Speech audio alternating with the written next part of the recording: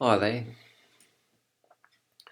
This is a bit of an odd titled video, but you'll see why it's titled so in a minute. This presentation arises out of a little mini exchange with another Gnostic about enlightenment, and it seemed to me that the person was under the impression that enlightenment is like the big E that you get, that you seek and you get it.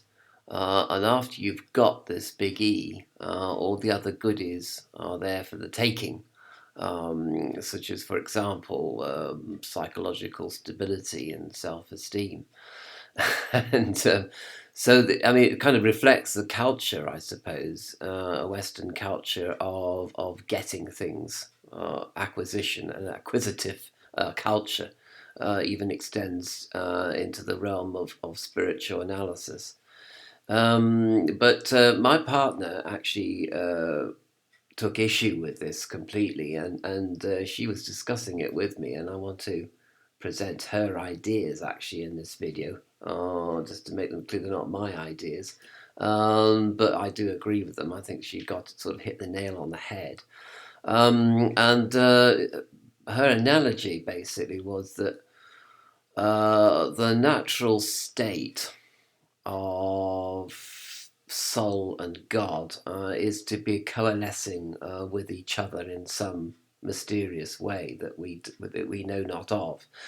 Some people say that we are one with God, and other people say that we are separate from God, but we are in alignment with God, and we are also in the sight of God, what the Hindus call darshan. So the God is looking at us eternally, and we are drawing our being and our contentment and our sit sat ananda, our bliss, our state, from our relationship with God. And it's what they call a natural state with God, natural in the to be defined as normal, usual, established, inevitable, one might even say, which is quite interesting as well. Sort of not exactly causal, but certainly arising from what is rather than what is not. So the natural state is to be aligned to God and be in a relationship with God in some form or another. And she used the metaphor of breathing. The natural state of a body, whilst it is alive, is to be breathing, respiring in some form or another. And in our case, we are using our lungs to breathe and to oxygenate blood and send it circulating around the body in an oxygenated form. And so that's all very good. But now, if we have a police person sitting on our chest, then obviously this natural breathing process is interrupted, damaged in some way, curtailed even, and so therefore, if the police person gets off our chest in time, then we will be able to breathe again, and the natural state of external respiration will return. In other words, the lungs will be working again. And this is all very good. So we might here draw an analogy with the police person, and the demiurge. It seems that, spiritually speaking, the demiurge is sitting on our soul, on the chest of our soul, and dividing us from God. And therefore, we have to restore the natural state of being with God, which is denied to us, denied by the demiurge. So if the demiurge gets off our chest, spiritual chest, as it were, then we'll be able to breathe again, and the natural state, in this case of being with God, is restored. And so basically, pretty much any method that you care to think of, meditation, ritual, prayer, prayer beads, invocation, evocation, contemplation, um, designation, spiritualization of work, in other words, or just simple sort of breath awareness for an extended period of time. Anything like that, basically, is when we restore the natural state of our being with God. I suppose the question here is getting, therefore, equivalent to removing. So we're not exactly getting a breath. We can do that anyway. We can always get a breath. Breathing is so natural. It's not exactly, getting my breath unless I'm out of breath. It's removing an obstacle to my breathing. In this case, the police person or the demiurge. And the police person is removed and the demiurge is removed, and therefore I can catch my breath. So I don't know whether removing something which comes as naturally to you as breathing is the same as getting. I suppose people do talk about catching your breath after you've been for a run and you're out of breath.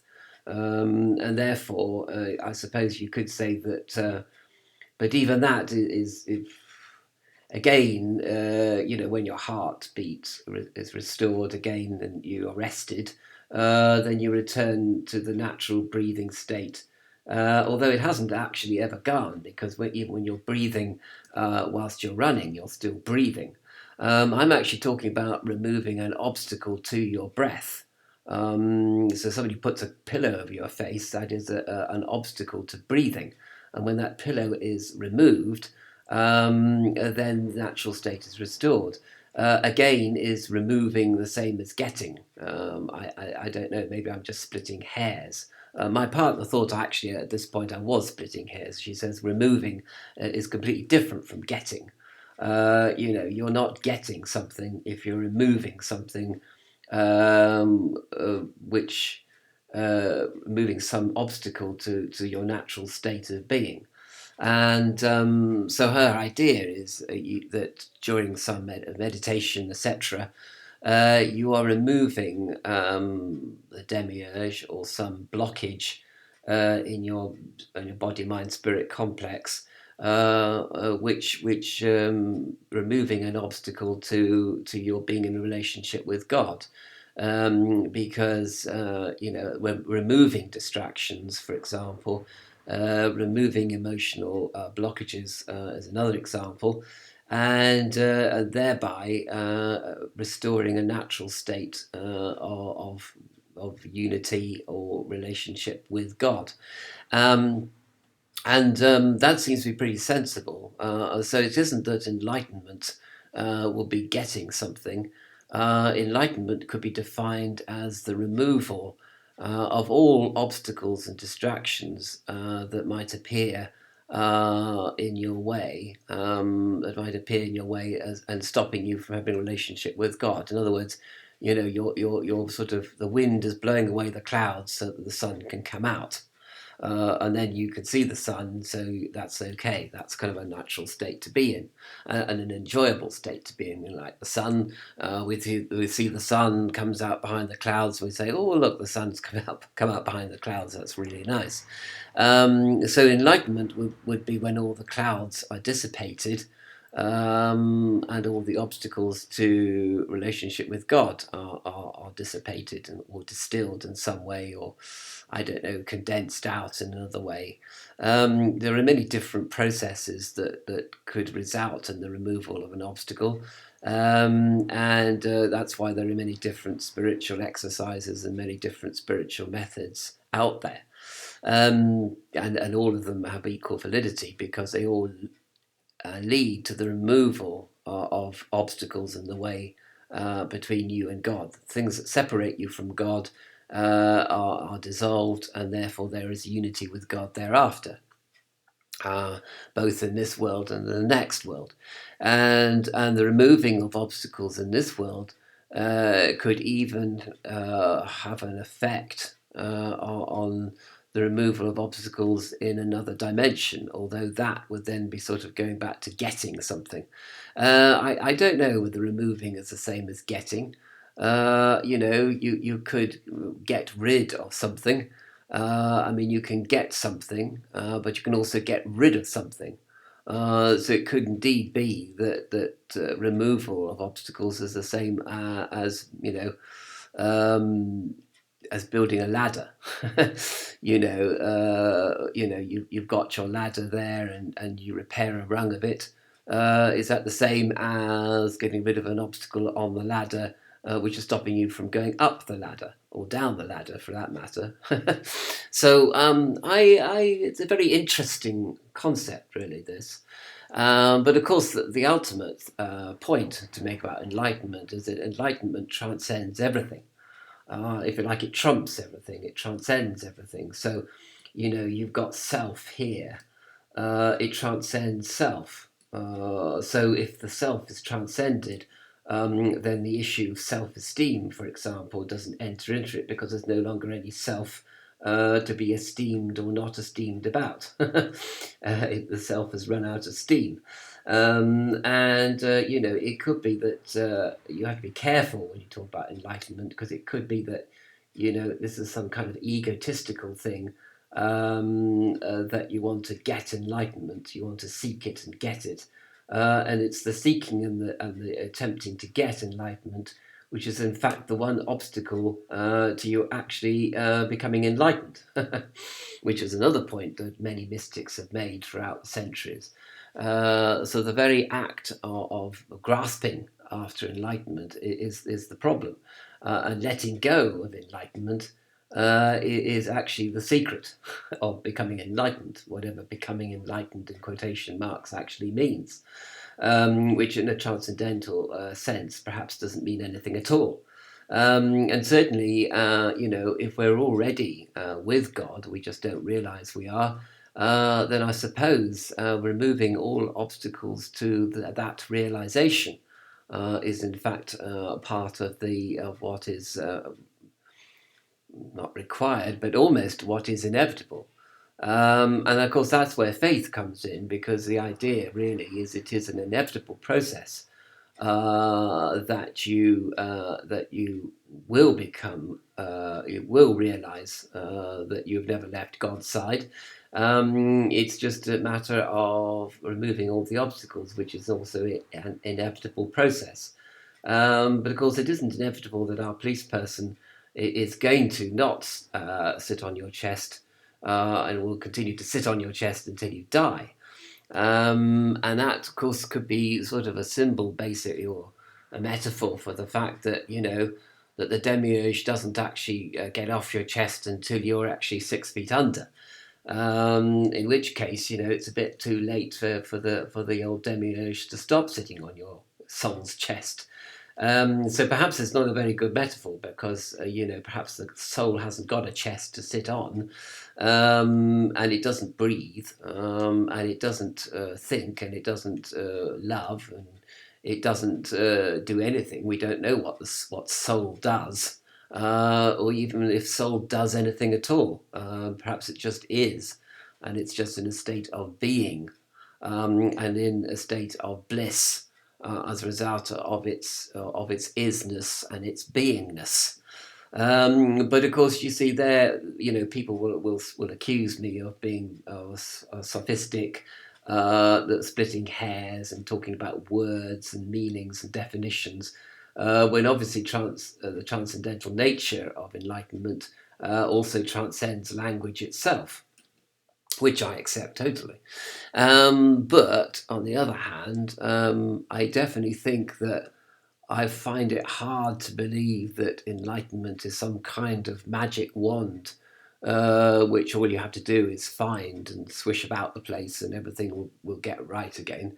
I don't know. I think that we all have our crosses to bear.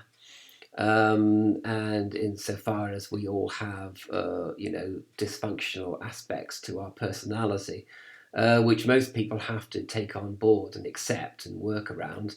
But if they become too dysfunctional, then obviously homeopathy, herbalism, allopathic medicine, pharmaceuticals need to be employed in order to re-establish a working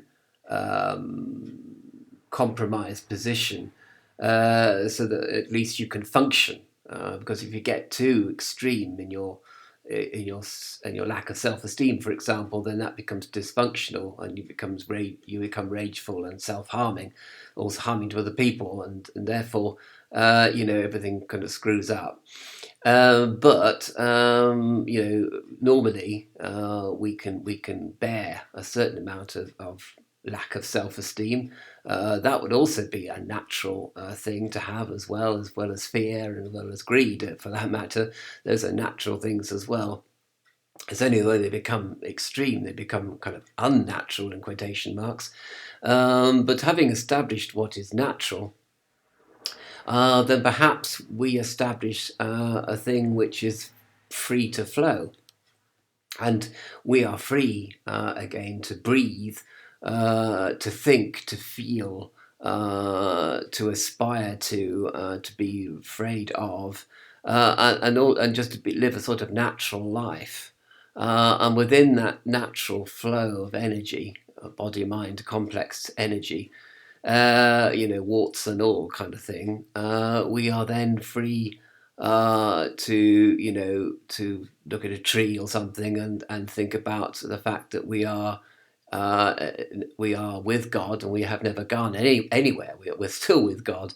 We actually never left God's side, as it were. Which is a great thought to have in the middle of the day, in the middle of your busy office day, is simply to look at something, whatever, and say, well, I'm still with God. And that's the natural state. That's how it should be.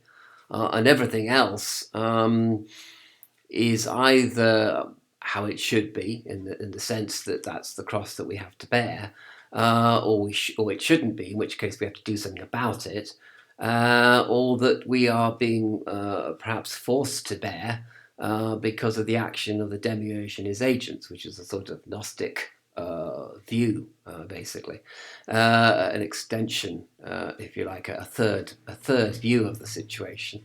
But then again, that's when we have to do something to remove the obstacles in our way. And as I say, is removing something the same as getting something? That seems to me to be the crux of this whole argument, as it were. Although, as I said to you before, Gnostics very rarely, if at all, argue about anything, really, because, gnosis is a personal matter. And it's difficult to argue with somebody about their gnosis or their understanding of Gnosticism without getting a lot of egg on your own face. You know what I mean? So, Gnostics very sensibly try not to do that because they know all too well the consequence of criticizing other people's understanding of Gnosticism. So you have to be very, very careful about that, and circumspect, and do it very, very rarely.